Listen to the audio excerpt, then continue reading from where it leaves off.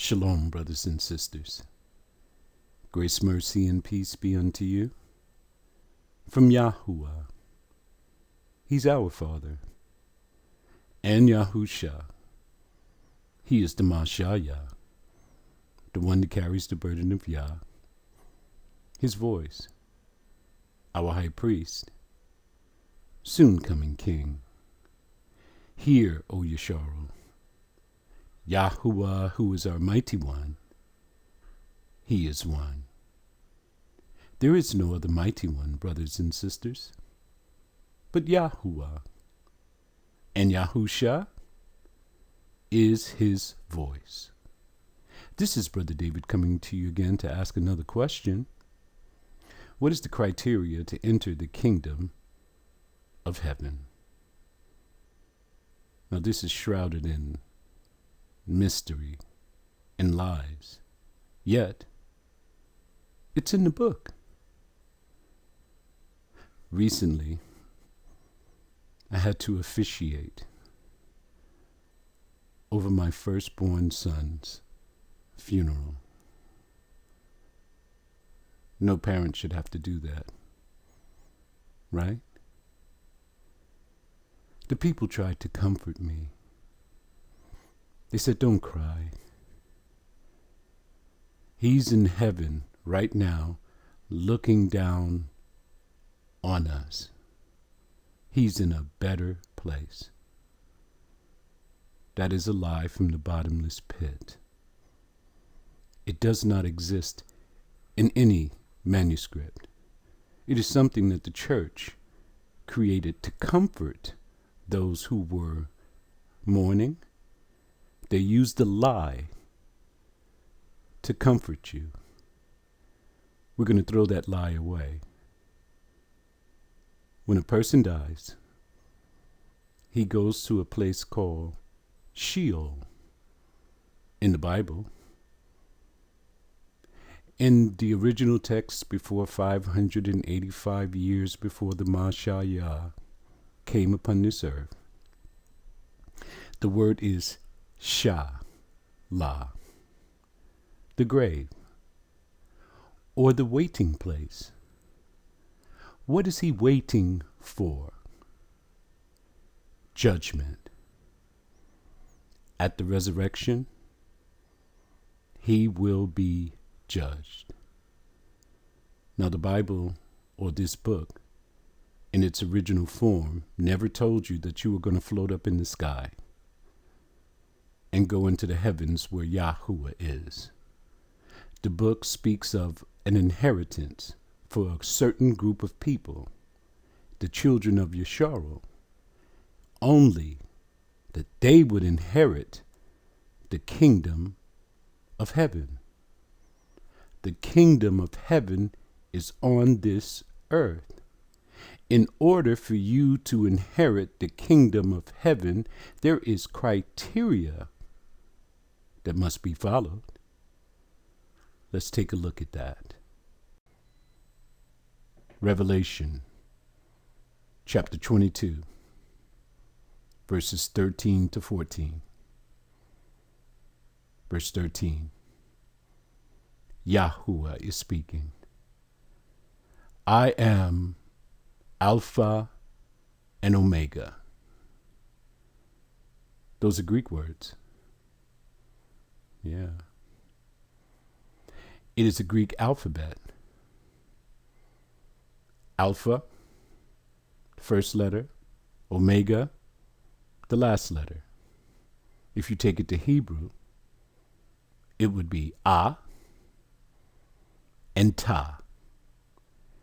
In your Bible, they would put At, first and the last, the beginning and the end. Verse 14. Listen to what he's saying. Blessed are you that do his commandments. You have to hear it, and you have to do it. Is this clear?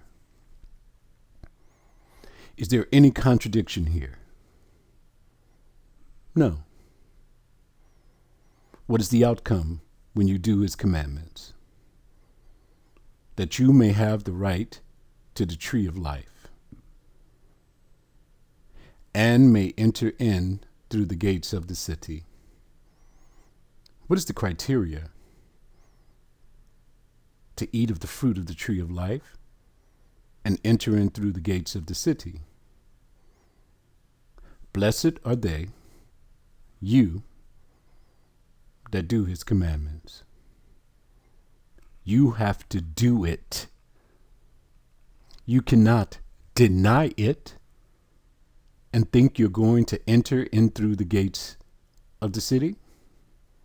No, you won't. Hey, tell me something. There's 12 gates on that city. There's 12 foundations on that city. Whose names are on the 12 gates?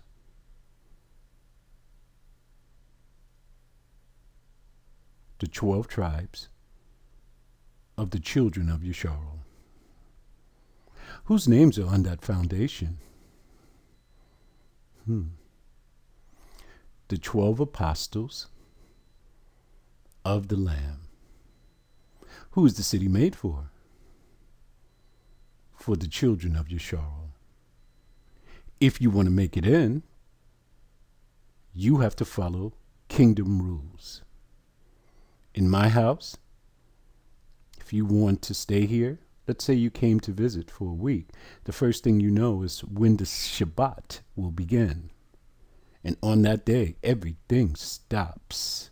Yes. And we rest. And it's dedicated to he who is seated upon the throne. When you get into the kingdom, you're going to have to keep his Shabbats. And that's a surety. Matthew chapter 22, verses 36 to 40. Verse 36. The apostle is asking Yahusha a question. We heard from Yahuwah. Now we're going to hear from his voice. Master, which is the great commandment in the law? This question tends to suggest that the law is not abolished, still in effect. He wants to know which is the greatest commandment. Verse 37.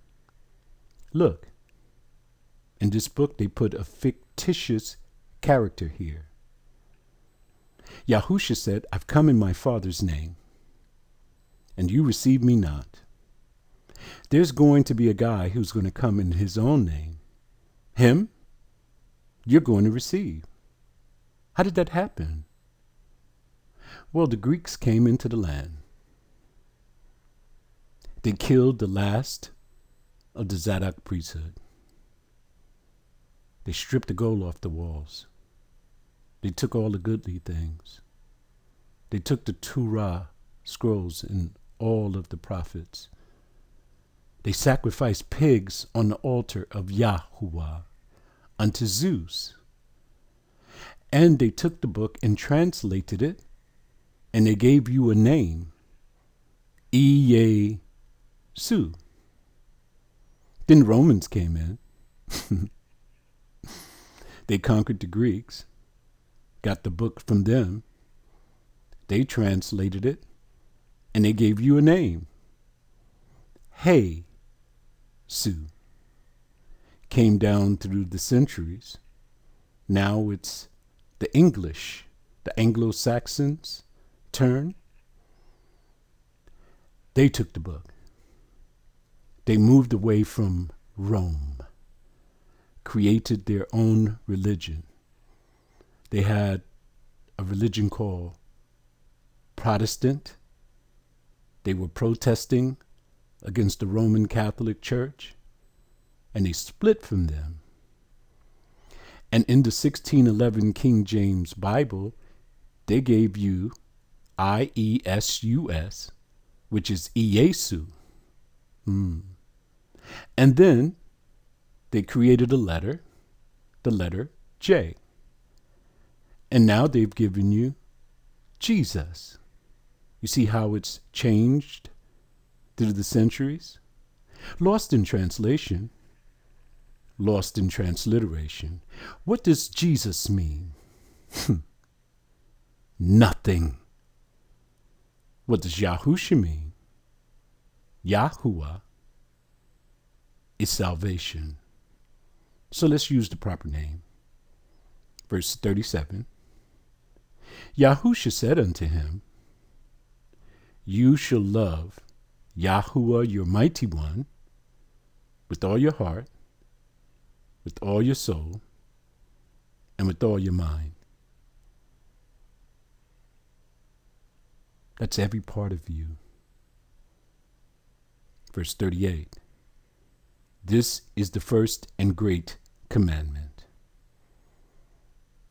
Verse 39. And the second is something like it. You shall love your brothers as yourself. Why did I say brothers instead of neighbor? Did you know Sheol is a closed society? We're the ones who are in the kingdom. The neighbor is your brother. He is the one who is going to own the land. You must love him as yourself. Verse 40. On these two commandments hang all the law and the prophets. What is Yahusha saying? I just gave you a summary, he said. Did you know the first 4 commandments that are in the law out of the 10 relate to you and your relationship with he who is seated upon the throne? And the last 6 of the 10 commandments relates to you loving your brother as yourself. If you love your brother as yourself, will you kill him? Will you bear false witness against him? Will you commit adultery with his wife, and so on and so on? No, you won't. Deuteronomy chapter 6, verses 1 to 2. So we started with the New Testament. People say that the New Testament is the standard. It is not. Yahusha never quoted from the New Testament. I say this to people and they're bewildered. The apostles never quoted from the New Testament. Sheol, Paul, he never quoted from the New Testament. They only quoted from Torah and the prophets, the Old Testament. There was no New Testament then. They didn't start gathering these letters from Sheol and putting them in a book until maybe the 3rd century AD. So none of our people, the children of Sheol, because everyone who is in this book are of that bloodline, none of them quoted from the New Testament. So the standard is the Old Testament, Torah and the prophets. The new is in the old contained, the old is in the new explained. That's how you prove all things. If you see something in the New Testament that doesn't sound right to you, see if you can find it in the Old Testament. If it doesn't exist, then you must omit it. Verse 1.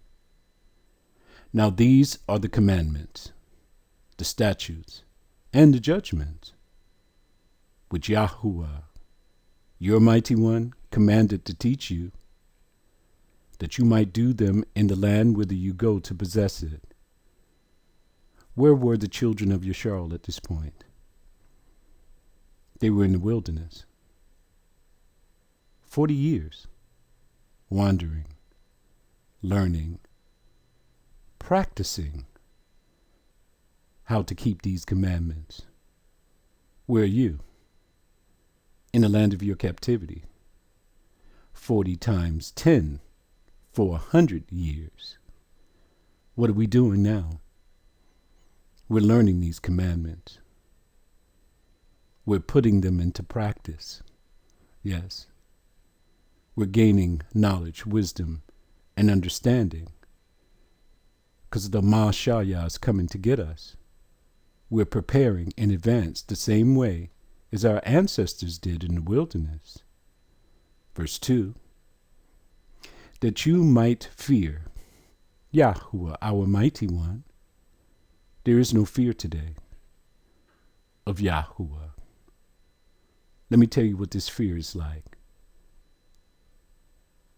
The father, the husbandman, is the most important person in the home. That's why when there's no husbandman in the home, there's major problems. When the children are acting up, they get out of control. Mom gets tired of their mess. She says, wait till your father gets home. Some of them start crying right away. They know what's going to happen.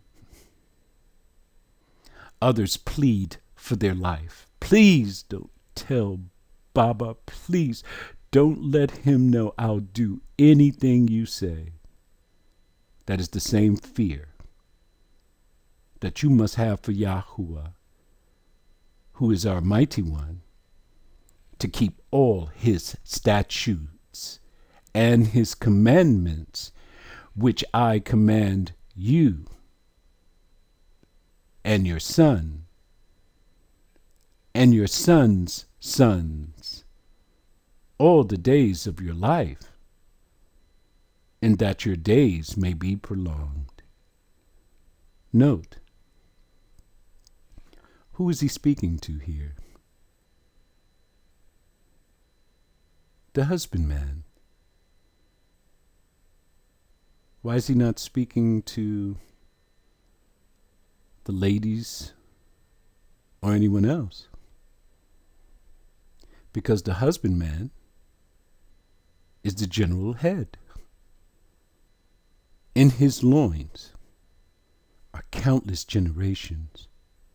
He is the mighty one of this earth, whom Yah created. Yes, everything comes from him. Where did the woman come from?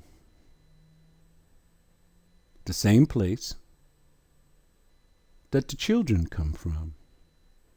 Yah took a seed out of his loins and created a woman. Listen to me, ladies. The first one to give birth is the man. Consider it a C-section.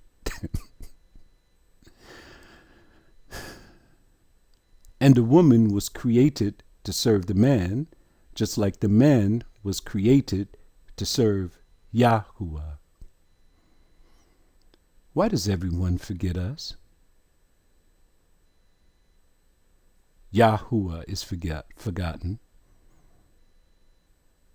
The Mashayah is forgotten.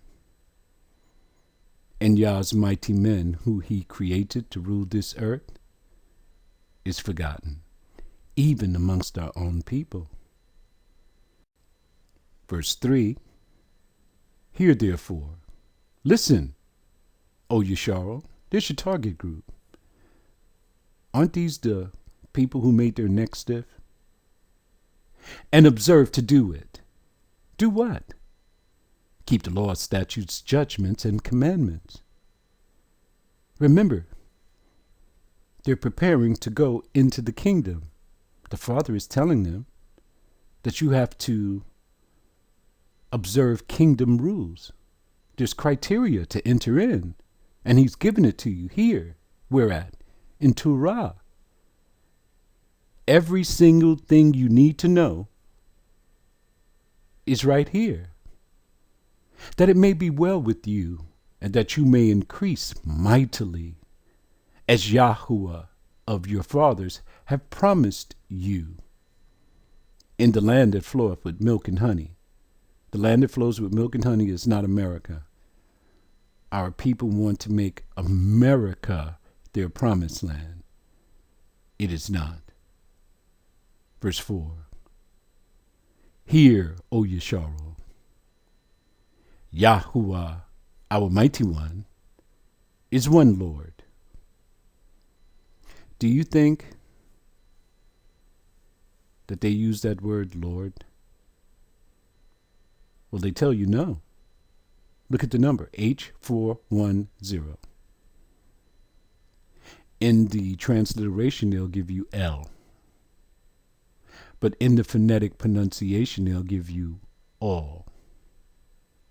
But in the text, the original text, the infallible text, before 585 years, before Mashiach came upon the earth, this is the word that's there. Alayanu. You know this word. There's this song that our brothers and sisters sing about verse 4. You know, Yahuwah, Eloheinu, Yahuwah. Then they say Akkad. It's Ahed, not Akkad. And it's not Elohenu. What do you take out of this title when you say Elohenu? You take Yah out. And they had a problem with Allah at the beginning. Remember something. Allah Yanu is not a name. Let me say it again. Allah Yanu is not a name. It is a title. Look what the name is right above it. Yahuwah. That is his name. And his title, Allah Yanu. Verse 5. And thou shalt love Yahuwah, your mighty one, with all your heart, and with all your soul, and with all your might. Isn't that what Yahusha said in the New Testament? So its origins are from the Old Testament. You have to keep these commandments. The first 4 commandments relate to you and your relationship with he who is seated upon the throne, Yahuwah, Alayanu. And the last 6 of the commandments relates to you and how you treat your brothers and your sisters. Verse 6. And these words which I command you this day shall be in your heart. You have to store this up in your heart and then regurgitate it when you need it. Verse 7. And you shall teach them diligently unto your children. What does that word diligently mean? Relentless, unceasing, every day. Didn't they say that we were extremists? Look here. Yahuwah wants you to be an extremist. Your daily routine should be about him, learning, and teaching. And she'll talk with them when you sit in the house, when you walk down the street, when you lie down, and when you rise up. Isn't that all day? Isn't he a part in everything that you do? Is that how you're living now? Remember, we're preparing for the kingdom. Yahusha's coming here very soon, any day now. Are you ready? Verse 8, and you shall bind them for a sign upon your hand. You have to keep this book in your hand constantly. if you're going to do what is in verse 7. And they shall be as frontlets between your eyes. You know, your frontal lobe where all of the information is stored. It should be stored up there. Verse 9. And you shall write them upon the posts of your house and on your gates. Yes. Why does he want you to do all of this? Because we have amnesia. You want to have them before you as a reminder. Everywhere you look should be his name or his laws.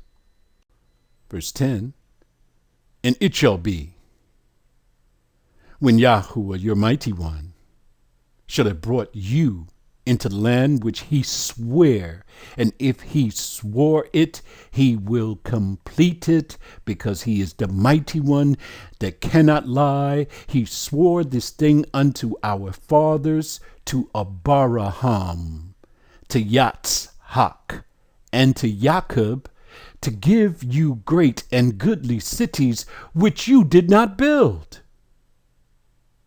Have you been watching the football tournaments? I don't watch that stuff, but I watch Al Jazeera to see what's happening overseas. And that's all they're talking about now is these tournaments. It's in Qatar. Have you seen how lovely that city is? Modern. This is what he's going to give you. You didn't build it. He's going to give it to you. Everything in that land belongs to us anyway. It is our inheritance. But you first must return. How are you going to inherit something that you didn't return to your mighty one, which he told you, if you return to me, I will return to you, and you will receive all of the promises, all of the blessings that he swore unto your fathers. Verse 11, and houses full of furniture and all kinds of good things. You don't even have to go to the furniture stores. It'll already be there. Which you fills not. You didn't have to fill the house. It's already full. Wells digged. Water sources. And you didn't dig them up. Vineyards and olive trees. You didn't have to plant them. When you shall have eaten and are full. Verse 12. Beware lest you forget Yahuwah. Our people have amnesia. We forget so easily. Don't you know about that? What do they say? You're only as good as your last good deed. He brought us into the land, gave us all these things. Now we're going to forget him? I think not. This is why the process here in the land of your captivity is to have him in your heart, in your mind, in your soul, to give your whole self to him. You will never forget him. Let's continue to read. Which brought you forth, Yahuwah, out of the land of Egypt, from the house of bondage. You see that? He gives you two things. We were in the land of Egypt. This time, the second time, he's going to stretch forth his hand to deliver the outcasts of the children of Sheol from the house of bondage. Verse 13, you shall fear Yahuwah, your mighty one. Remember, he's sending his emissary to come and get you. Are you going to be ready when he comes? He's coming soon. If you fear Yahuwah, you will keep these commandments so that you will be gathered ushered into the kingdom, receive all the promises, and serve him and no one else, and swear by his name. Did you know all business contracts between the children of Yisrael ended in both parties swearing by his name, which sealed the deal? What about marriage? At the end of the marriage vows, you have to swear by his name. Woe to the one who breaks this contract. Verse 14, you shall not go after other gods, other mighty ones, of the mighty ones of the people which are round about you. Isn't that all that we've done in the land of our captivity? Serving gods of wood and stone. Yeah. Serving these new gods that they created. What is wrong with us? No knowledge. We were destroyed. But in this last generation, because this last generation that will be here in the lands of this captivity, arose people who will love Yahuwah with all their heart, with all their mind, with all their soul. They will not call upon the mighty ones of America, Europe, Africa, Asia, only on the mighty one of our fathers, Abraham, Yitzhak, and Jacob. Exodus chapter 20, verses 4 to 6. Verse 4, you shall not make unto you any graven image or any likeness of anything that is in heaven above, or that is in the earth beneath, or that is in the waters under the earth. What is he talking about? Making images and likenesses of things that you would cause to be a deity, a god, a mighty one. Is this clear? He said, don't make it. Is that clear? Why are our brothers making images of one they call the Black Christ, Yahushai, and presenting it to the masses? Is that a violation of the law? Do you want to hear their excuse? Verse 5.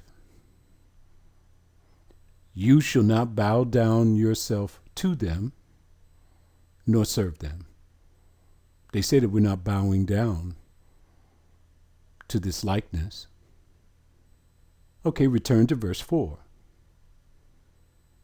You shall not make. Why is that not clear to them? Every word that proceeds from the mouth of he who is seated upon the throne is divine law. And if you violate this, you've made your neck stiff so that you would not hear. Let's continue to read.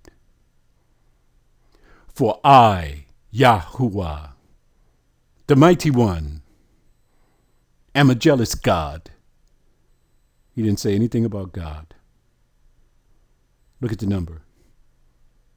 H410. Look what they'll have there.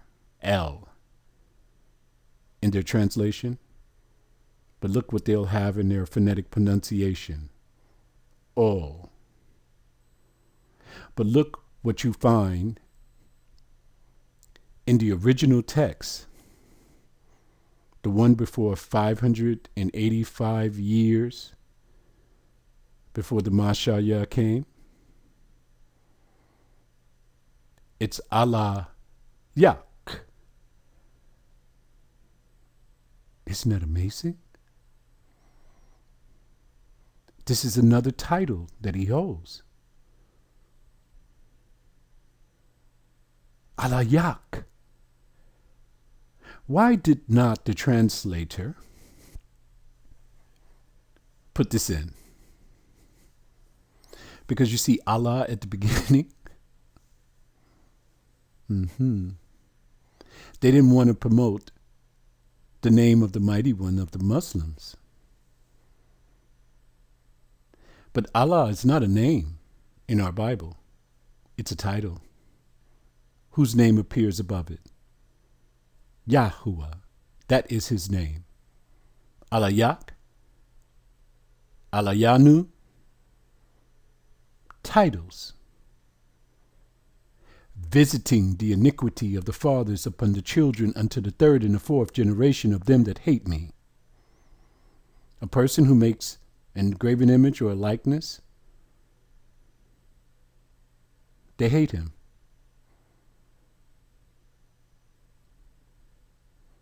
Is this clear to you? This context is verse 4. He's speaking of the ones who are making graven images or likenesses. He says they hate him. If he says this, who are you going to believe? Him? The Israelite brothers? The imagination of your mind? Knowledge is the only thing that you can overcome the transgressions of your brothers and sisters. You have to check the law for yourself to see whether you can do these things. Verse 6, and showing mercy unto thousands of them that love me and keep my commandments. What is love, men? Obedience to your mighty one. Ladies, what is love for you? Obedience to your mighty one, your husband. Come on now, it's right here. The husband lays down the law. He is the husbandman. If you're obedient to what he says, it shows you love him. Love is an action, not a word. The Father wants action. He doesn't want empty words. Anyone who says they love he who is seated upon the throne, Yahuwah Allah Yak,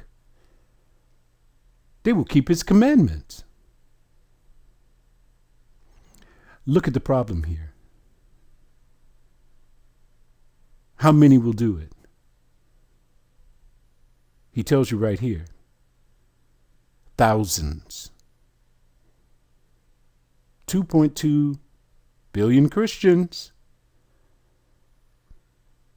They say the law is abolished in their doctrinal principles. Eating pork, shellfish, not keeping the Shabbats, calling on other mighty ones, making images. And do you think that you will make it in? Not following kingdom rules? What kind of delusion is this?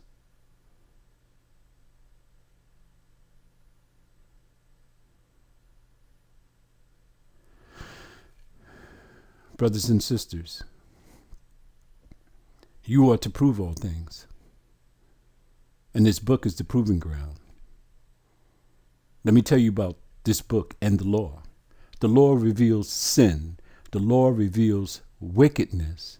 This is why No one wants to hear the law of Yahuwah or follow it.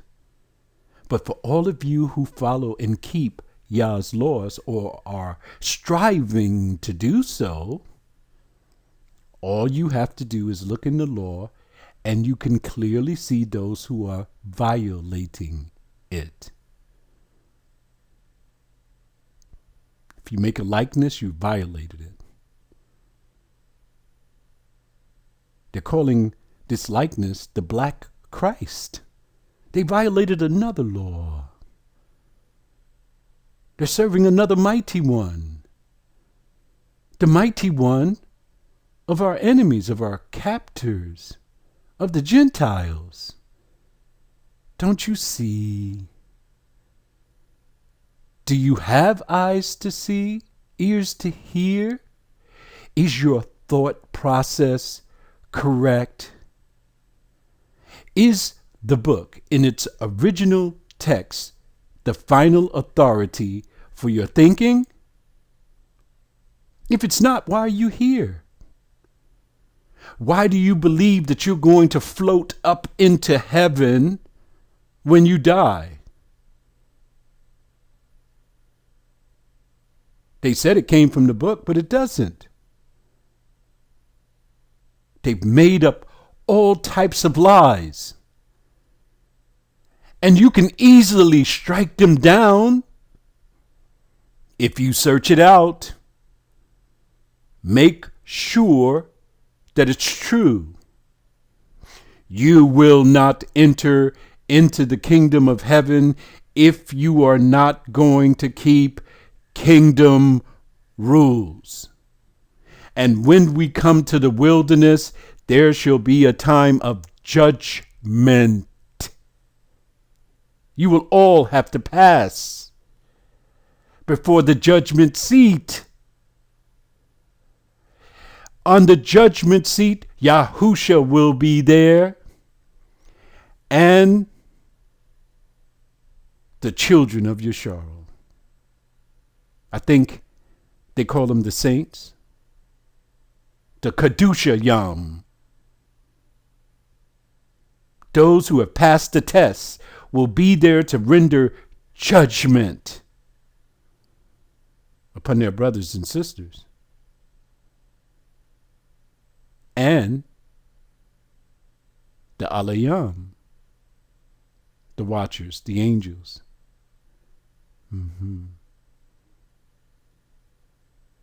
That came down from heaven and caused all of this grief. Now Yah said, keep all my commandments. Look at what the church says. In the first slide, look on the guy in the bottom and watch this guy as you go through each slide. He is totally bewildered. Let's see what the minister has to say. For salvation, you must obey every verse in the Bible that I show you. Second slide, and obey all 9 commandments. Look at the guy in the bottom. Third slide, listen what the tribal members are asking each other. I thought there were 10 commandments. Look what the other one said. There were. Past tense. But our church doesn't like the Shabbat. Let me change that. They don't like the Shabbat of Yahuwah. But they created their own Shabbat. It's on Sunday. Why on Sunday, Brother David? Because they worship the sun god. Christos Helios. You know, Christ. And it's on the first day of the week. So by default, Saturday will become the 7th day of the week. Is that Yahuwah's Shabbat? No, it isn't. It's the Sabbath of the Gentiles that's not found any place in this book. Even that Saturday Sabbath. is a lie. There's only one Shabbat that Yah created, and it's in the sky. Just remember this. If you want to go to the kingdom, from one Hidash, new moon, to another, from one Shabbat to another, all flesh shall come to worship before me, said Yahuwah. Yahuwah counts time different from men. His ways are not like our ways. Will you return to him? Or will you stay with the church? Shalom.